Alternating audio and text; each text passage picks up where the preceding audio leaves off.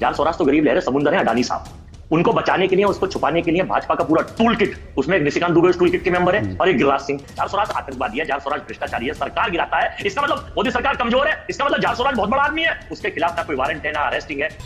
तेरा तो गेम बजाना पड़ेगा। देश में, दुनिया में एक आइडियोलॉजिकल वॉर चल रही है, दर्शक इस बात को समझें। और मैं आपको बताता हूं, लोग आज कहते हैं, आज मैं आपकी आंखें खोलता हूं, सुनिए। भारत के अंदर जॉर्ज सोरस के इशारों पर चलने वाली सरकार थी, तब जॉर्ज सोरस क्या कर रहा था यह भी जान लीजिए। कम्युनल वायलेंस बिल को ड्राफ्ट किया था जो सोनिया गांधी की जो एक कुंडली थी, उनकी जो मंडली थी, उस मंडली ने ड्राफ्ट किया था कम्युनल वायलेंस बिल। और जानते हैं उस कम्युनल वायलेंस बिल में क्या था? उस कम्युनल वायलेंस बिल में यह था कि जो भी दंगा भारत में होगा उसके लिए हिंदू दोषी माने जाएंगे। अगर किसी हिंदू महिला का बलात्कार होता है तो फिर उसको बलात्कार नहीं माना जाएगा। अगर किसी मुस्लिम महिला का बलात्कार होता है तो वो जो है हिंदू उसके लिए दोषी माना जाएगा। उस बिल में यह था कि अगर कोई दंगा होता है तो जो है मुसलमानों की बात जो है सिर्फ मुस्लिम जज सुनेगा, हिंदू जज सुन भी नहीं सकता। और इस बिल के पीछे दिमाग जानते हैं किसका है? इस बिल के पीछे 32 लोगों का दिमाग था जो जॉर्ज सोरस के थे, सोनिया गांधी टॉप पे थी। ये था जॉर्ज सोरस का पूरा। और इसीलिए इस जॉर्ज सोरस के इशारे पर राहुल गांधी कहते हैं हिंदू हिंसक होता है, संसद के अंदर कहते हैं हिंदू हिंसक होता है, क्योंकि जॉर्ज सोरस ने हर दंगे का जिम्मेदार ठहराने की उसने पटकथा लिख दी थी, जिस पर दस्तखत सोनिया गांधी के थे, जिस पर दस्तखत डॉक्टर मनमोहन सिंह के थे। मेरे हाथ में तस्वीर है, तो डॉक्टर मनमोहन सिंह की बेटी की तस्वीर है। समझिए, अगर हिंदू अब भी नहीं समझना चाहता, अगर इस देश में लोगों की अब भी आंखें खुली नहीं खुली हैं, तो दंगाई ठहराने की जो साजिश 2011 से रच रहे थे भारत के खिलाफ, भारत के हिंदुओं के खिलाफ, वो साजिश क्या थी? किसने रची थी साजिश? मोदी सरकार का कोई टेक नहीं है। इस पूरी बात को अडानी पर हो रहे हैं हम लोग को दबाने के लिए इसको एक हिपोथेटिकल लड़ाई खड़ी की गई। आप विदेशों से पैसा लेंगे, दुनिया भर से पैसा लेंगे और भारत में उसको कहां खर्च करेंगे बताएंगे नहीं। और जब आपकी फॉरेन फंडिंग बंद कर दी जाएगी तो कहेंगे अभिव्यक्ति की आजादी पर हमला हो रहा है। जेएनयू में नारे लगते हैं भारत तेरे टुकड़े होंगे इंशाल्लाह इंशाल्लाह। राहुल गांधी जब उन नेताओं के साथ खड़े होकर कहते हैं ये अभिव्यक्ति की आजादी है, तो अशोक श्रीवास्तव उसे अभिव्यक्ति की आजादी नहीं मानता, मैं उसे देश तोड़ने की बात मानता। और अभी तो रुको, क्लाइमैक्स अभी बाकी।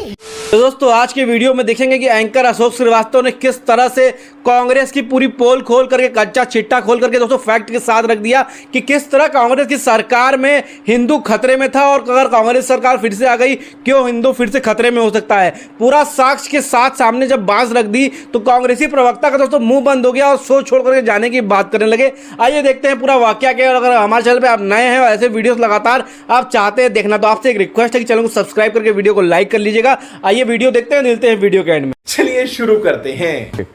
अजय वर्मा, कुछ गंभीर आरोप लगे हैं तो कांग्रेस की तरफ से कांग्रेस के शीर्ष नेतृत्व को सिर्फ ये कह देना कि सरकार का भी उसमें है, इनका भी संबंध रहा, उनका भी संबंध रहा, मतलब आप कह रहे हैं कि हमारी शर्ट मैली नहीं है, सबकी शर्ट मैली है, तो इससे तो बात नहीं बनती ना। अगर आरोप लगे हैं, कुछ गंभीर आरोप लगे हैं, FDPL AP के आरोप लगे हैं और राहुल गांधी और राजीव गांधी फाउंडेशन को लेकर आरोप लगे, तो कांग्रेस की जिम्मेदारी बनती है कि देश की जनता के सामने। देखिए, सबसे पहले तो अशोक जी, जब आपका और तुहिन जी का चुनावी भाषण सुन के कंफर्म हो गया दोनों की भाषा का कि जो हिरन जोशी बेचते हैं वही आप लोग पाठ्यक्रम को पढ़ते हैं, इसमें कोई डाउट नहीं है, आप उसे झूठ बोले हैं मने।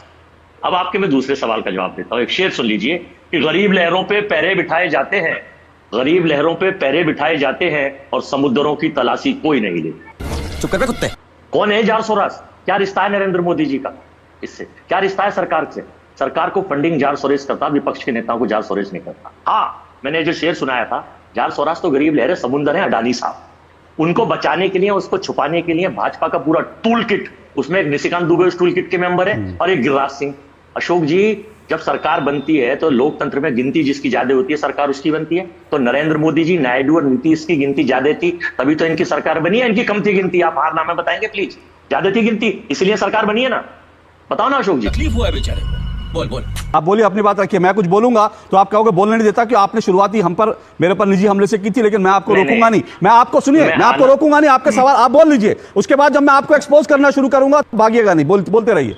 जाल सोरेस में सरकार से किसके रिश्ते हैं? अगर सरकार इतनी पावरफुल है, जब अमेरिका की सरकार इतनी पावरफुल है, उसने भारत के इतने प्रतिष्ठित व्यवसायी अडानी साहब को, जो मोदी जी के खास है, और देखिए एक फोटो भी दिखाऊंगा अभी आपको कि प्रधानमंत्री खड़े, अडानी साहब बैठे, मालिक और राजा का क्या रिश्ता है, उनको भी वारंट लेके और उनको अरेस्ट करने के लिए भेज दिया गया।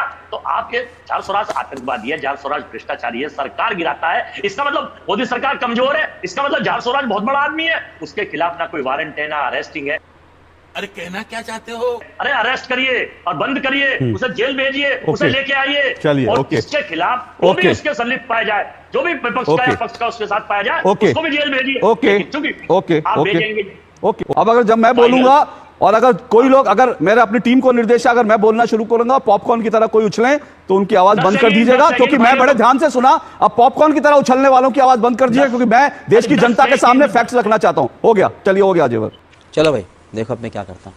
देखिए क्या है, मैंने सवाल सीधा सीधा पूछा था वो पाकिस्तान चले गए और उन्होंने क्या कहा अजय वर्मा ने कि जॉर्ज सोरस तो लहर है, अडानी समुंदर है, जॉर्ज सोरस लहर है।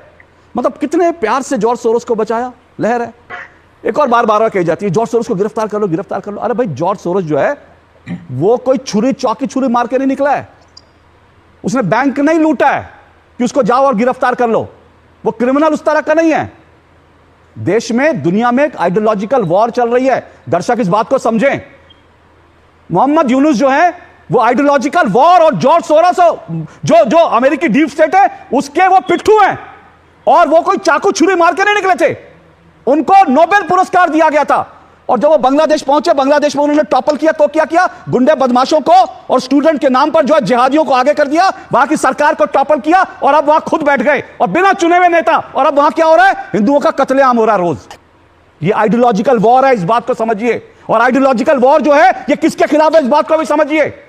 और मैं आपको बताता हूं, लोग आज कहते हैं, आज मैं आपकी आंखें खोलता हूं, सुनिए अजय वर्मा और बाकी सब लोगों की।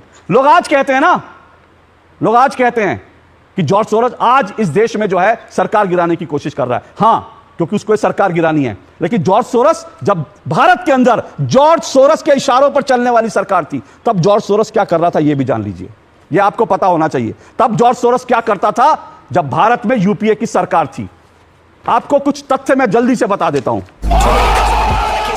भारत के अंदर साल 2011 में कम्युनल वायलेंस बिल नाम का एक कानून ड्राफ्ट किया गया था, और आज मैं इस बात को डंके की चोट पर कह रहा हूं। इस बिल को जिन्होंने ड्राफ्ट किया उसमें 32 लोग थे, और वो 32 लोग चुने हुए नेता नहीं थे। वो 32 लोग जॉर्ज सोरस के पिट्ठू थे, जिन्होंने कम्युनल वायलेंस बिल को ड्राफ्ट किया था। जो सोनिया गांधी की जो एक कुंडली थी, उनकी जो मंडली थी, उस मंडली ने ड्राफ्ट किया था कम्युनल वायलेंस बिल। और जानते हैं उस कम्युनल वायलेंस बिल में क्या था? उस कम्युनल वायलेंस बिल में यह था कि जो भी दंगा भारत में होगा उसके लिए हिंदू दोषी माने जाएंगे। अगर किसी हिंदू महिला का बलात्कार होता है तो फिर उसको बलात्कार नहीं माना जाएगा। अगर किसी मुस्लिम महिला का बलात्कार होता है तो वो जो है हिंदू उसके लिए दोषी माना जाएगा। उस बिल में यह था कि अगर कोई दंगा होता है तो जो है मुसलमानों की बात जो है सिर्फ मुस्लिम जज सुनेगा, हिंदू जज सुन भी नहीं सकता। उस प्रस्तावित कानून में यह था कि अगर दंगा होता है और अगर एक मुसलमान कह देता है कि फलाना हिंदू दोषी है, तो उसके खिलाफ तुरंत एफआईआर होगी और उसको जेल में डाल दिया जाएगा, और उस हिंदू को साबित करना है कि वो निर्दोष था। और अभी तो रुको, क्लाइमैक्स अभी बाकी है। कानून साबित नहीं करेगा, उसको साबित करना कि वो निर्दोष था। तुरंत जो है वहां पर न्याय होगा। न्याय क्या होगा? हिंदू को उठा के जेल में डाल दिया जाएगा और मुसलमान जो है उसको माना नहीं जाएगा। ये कम्युनल वायलेंस बिल 2011 में बना था, और इस बिल के पीछे दिमाग जानते हैं किसका है?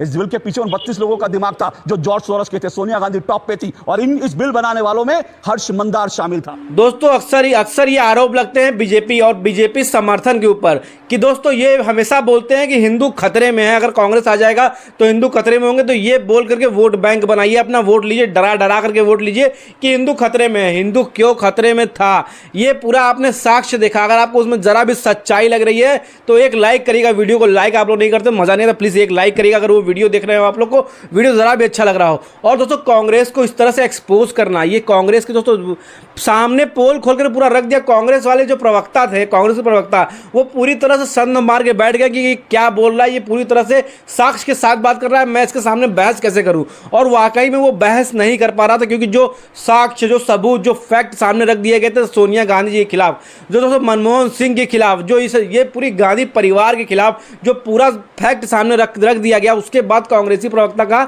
मुंह देखने लायक था। और वाकई में दोस्तों इंदिरा गांधी जी की सरकार में, राहुल गांधी जी की सरकार तो नहीं कहेंगे, इंदिरा गांधी जी की सरकार में, मनमोहन सिंह की सरकार में, राजीव गांधी की सरकार में, इस सरकार में दोस्तों हिंदुओं पर जो कुछ जुल्म हुआ है वो आज की सरकार में हमको देखने को कभी नहीं मिलता। वो हिंदू इस वक्त पूरी तरह से सशक्त है, हिंदू पूरी तरह से जगा हुआ है, और हिंदू कभी भी किसी और कम्युनिटी को अपने ऊपर चढ़ने इस देश में नहीं देता है, क्योंकि ये देश हिंदुओं का है, ये देश हिंदुस्तान है। यहाँ भले ही सारे लोग रहते हैं, लेकिन मेजॉरिटी जो है वो हिंदुओं की, और हिंदुओं की बात सुनी जानी चाहिए, क्योंकि हिंदुओं की बातों में कोई गलत नहीं रहता। जैसे मुसलमानों की बातों में कुछ गलतियां भी रहती हैं जिसको हम लोग सही करते हैं, लेकिन दोस्तों हिंदुओं की बातें में या सनातनी धर्म में कोई ऐसी गंदी बातें या गलत बातें या किसी के खिलाफ जुल्म या किसी को काटना मारना, ऐसा कुछ भी नहीं लिखा हुआ है, ना हम कभी सिखाते हैं ना कभी हम बताते हैं। और दोस्तों बात करते हैं कि जो कांग्रेस के लीडर पुराने रह चुके, चाहे इंदिरा गांधी हो गई, चाहे राजीव गांधी हो गए, चाहे दोस्तों मनमोहन सिंह क्यों ना हो गए, ये दोस्तों हमेशा से ही ऐसे पार्टियों को सपोर्ट सपोर्ट कर, हमेशा ऐसे लोगों को सपोर्ट करते थे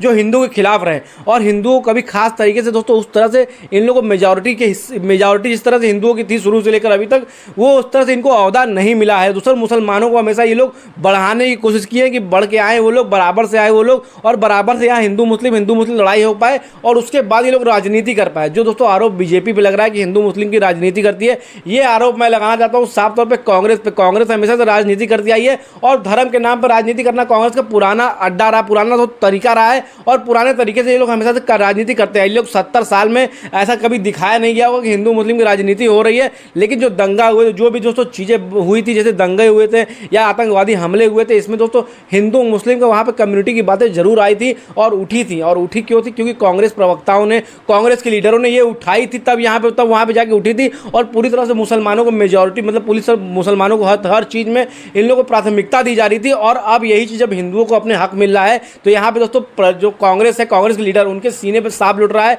वो रो रहे हैं, चीख रहे हैं, चिल्ला रहे, चाहे विवेक श्रीवास्तव जैसे कम्युनिस्ट हो गए, चाहे दोस्तों नेहा सिंह राठौर जैसी अपने आप को जनता के लीडर बोलने वाली, ये पूरी तरह से एंटी बीजेपी पूरी तरह से हो चुके हैं और एंटी हिंदुइज्म हो चुके हैं।